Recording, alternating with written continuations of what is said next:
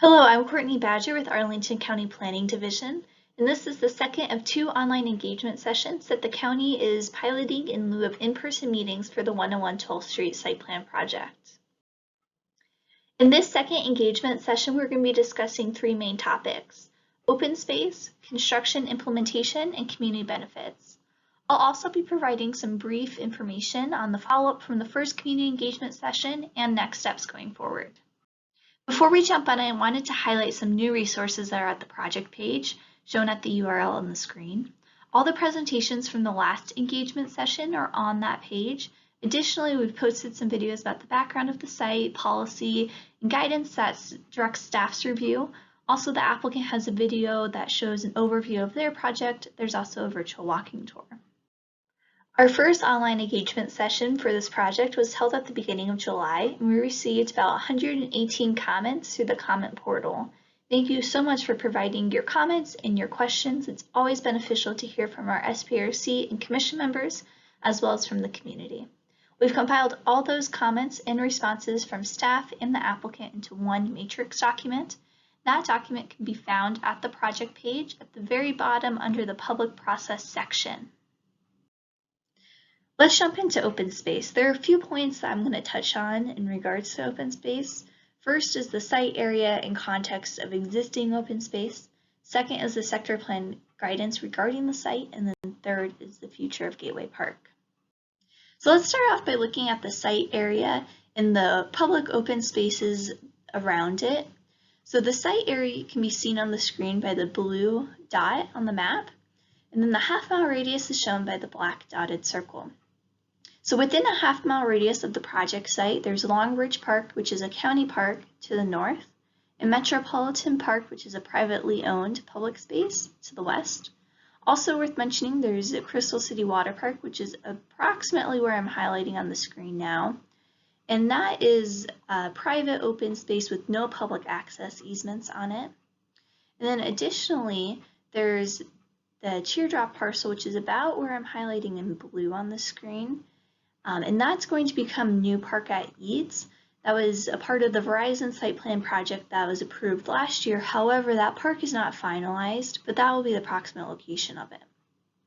Bordering that half-mile radius, there's Virginia Highlands Park, which is also a county park, and then Grace Marie Hopper Park, which is again a privately owned public space. In the first comment session, there were a lot of comments and questions that came up about the land that JBG is proposing to build on, and I wanted to clarify a few points. The site that JBG is proposing for the new office building is identified in the Crystal City sector plan as a new development site. This land is not owned by the county, it's owned by JBG. It is currently not a public park. There are no public access easements on the property.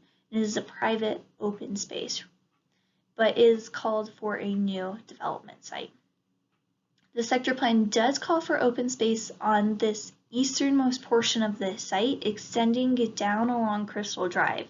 And that area that's called to be open space can be seen in the left image outlined in blue. Through this project, JBG has agreed to convey that land to the county as part of the community benefits for this building. And that land will be used by the county for future Gateway Park. The sector plan distinguishes between the public open space and private open space and puts an emphasis on creating public open spaces that are universally accessible, have a strong presence along streets, and are distinct from private open spaces. The Northeast Gateway section of the plan talks specifically about open space on this lot and states that there should be a public open space improvements that provide an improved entrance park and direct pedestrian connection to Long Bridge Park to the north. The sector plan also recognizes that this park will be achieved on the portion of existing privately owned green space.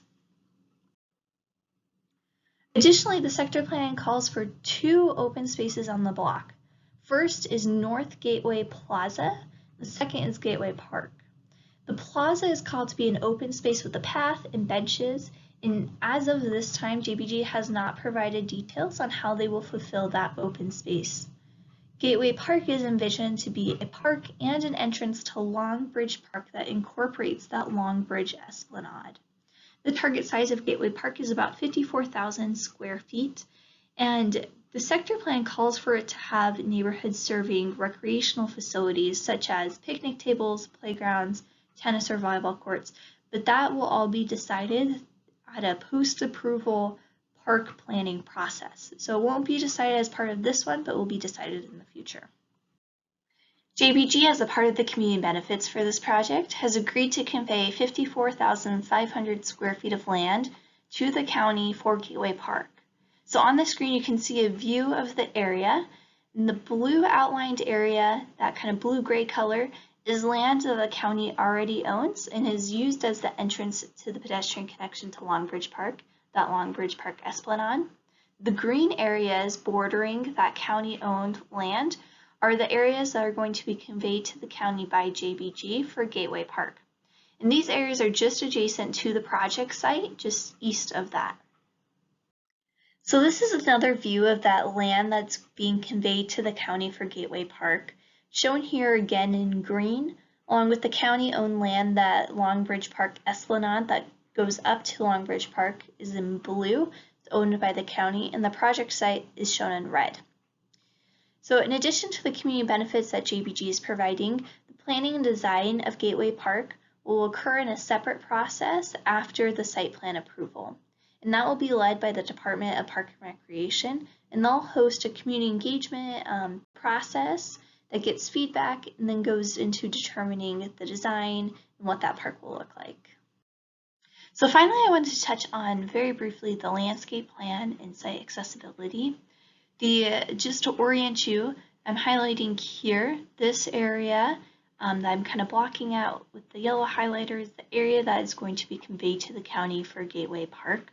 So this area will be programmed by the county after the site plan approval process.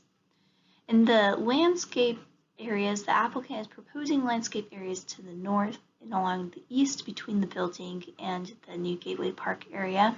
There's a terrace that I'm kind of outlining in purple that circles around the northern and eastern side of the building. And there are two stairways that connect that down to the finished grade.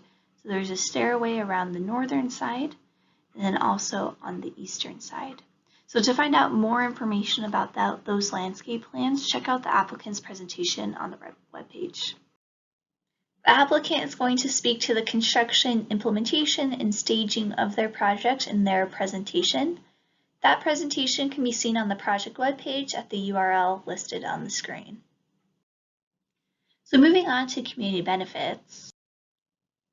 This site plan is a little bit unique because it's part of the Crystal City PDSP, or Crystal City Phase Development Site Plan, that was approved by the County Board in March earlier this year.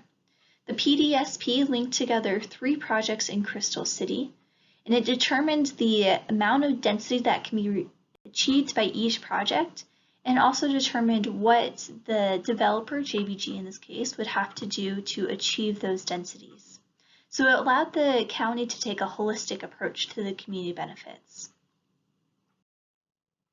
So for 101 12th Street project, the PDSP requires the applicant to do 4 things. 1, convey the land to the county for Gateway Park. 2, provide $300,000 towards the public planning efforts of Gateway Park. 3, achieve a LEED Silver certification at the minimum. 4, construct the new 10th Street connector between 10th Street and 12th Street.